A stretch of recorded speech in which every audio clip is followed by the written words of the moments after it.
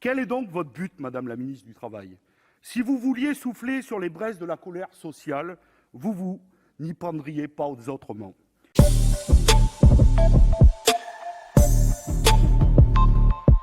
L'AGS dont nous discutons aujourd'hui est une structure qui, bien qu'imparfaite dans sa gestion, est fondamentale pour les salariés et les entreprises.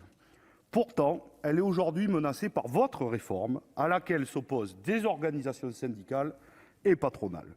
Je remercie sincèrement nos collègues Bruno Retailleau et Serge Babary et l'ensemble du groupe Les Républicains de nous donner l'occasion d'affirmer ici la nécessité de préserver cette association essentielle. Créée en 1973, l'Association pour la gestion du régime de garantie des créances des salariés, dite AGS, garantit le versement de leur salaire aux employés d'une entreprise en liquidation judiciaire si celle-ci ne peut pas les prendre en charge. Rien qu'en 2019, 1,5 milliard d'euros ont été avancés à 182 000 salariés et la quasi-totalité des avances ont été versées dans un délai de 5 jours.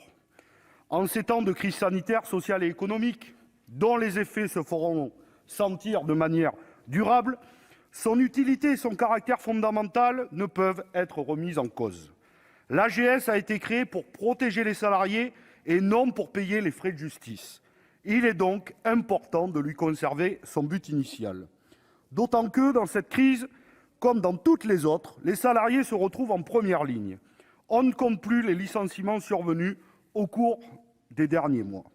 Mais surtout, c'est un second coup dur pour le monde salarial, car après votre casse programmée du modèle de l'AGS, qui les protège, s'y ajoute, madame la ministre, votre réforme inique de l'allocation chômage et la baisse pour plus de 1 million de salariés de leur indemnité chômage, comme l'a rappelé encore l'Unédic hier.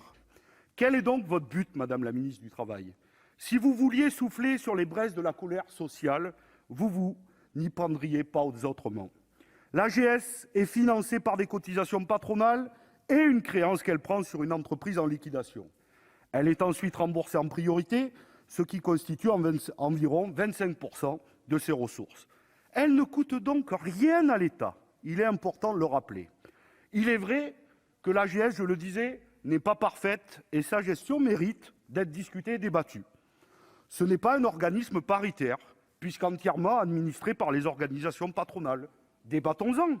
L'Unédic elle-même, qui en est responsable financièrement, n'a pas le droit de regard. Discutons-en. Il est nécessaire de remédier à ces failles certaines. Mais au lieu d'ouvrir un débat sur sa transparence ou sa gestion, vous voulez en changer le but initial. Ce n'est pas tout à fait la même chose. Ce projet de réforme est issu de l'habilitation à légiférer par ordonnance contenue dans la loi Pacte discutée ici en 2019. Les organisations patronales et de salariés y sont unanimement et fermement opposées, ce qui en soi vaut qu'on s'y arrête. Ce projet, nous dit-on, ne serait que la transposition de la directive européenne sur la restructuration et l'insolvabilité du 20 juin 2019. C'est là confondre, selon nous, transposition et surenchère, car rien dans cette directive ne concerne l'ordre de priorité des créanciers.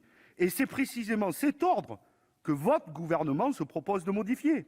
Nous le disions, l'AGS est aujourd'hui prioritaire, et c'est ce qui lui permet de reconstituer sa trésorerie. Cette réforme la verrait passer du 3e au 6e rang des créanciers. Le privilège actuel des salariés se verrait ainsi rétrogradé au profit des frais de justice et donc des administrateurs judiciaires et des banques. Et même si, dans une deuxième mouture, vous proposez de ne pas toucher au rang de l'AGS, vous remontez quand même les frais de justice au rang 2, donc avant celui de l'AGS, ce qui revient exactement au même. S'il existe une difficulté pour payer les frais de justice des administrateurs et des mandataires, là aussi, vous en conviendrez, il faudrait davantage de transparence. Créons un fonds de garantie pour payer les frais de justice, plutôt que de déstabiliser tout le système. Car les salariés se trouvent une fois encore précarisés, soumis encore davantage aux aléas du marché et à la gestion de leur entreprise, dont ils ne sont aucunement responsables. Ils doivent en être préservés. Le gouvernement opérerait avec cette réforme une transformation sérieuse et aux conséquences potentiellement majeures, puisqu'elle porterait atteinte aux fonds propres de l'association, alors que la hausse des dépôts de bilan attendue pour l'automne, avec la fin annoncer des aides publiques nous enjoint à défendre clairement le superprivilège de l'AGS. Cela pourrait également conduire à une augmentation des cotisations x3 pour les entreprises dans un contexte déjà difficile. Pour conclure, je rappelais que l'AGS est déjà affaiblie par votre ordonnance du 20 mai 2020 qui permet de racheter sa propre entreprise en liquidation, l'AGS et Pôle emploi se voyant ainsi contraints de liquider le passif des entreprises, comme par exemple des groupes comme Mulliez. Cette proposition de résolution s'inscrit dans la continuité des oppositions patronales et syndicales, et donc nous l'adopterons avec grand plaisir. Je vous remercie.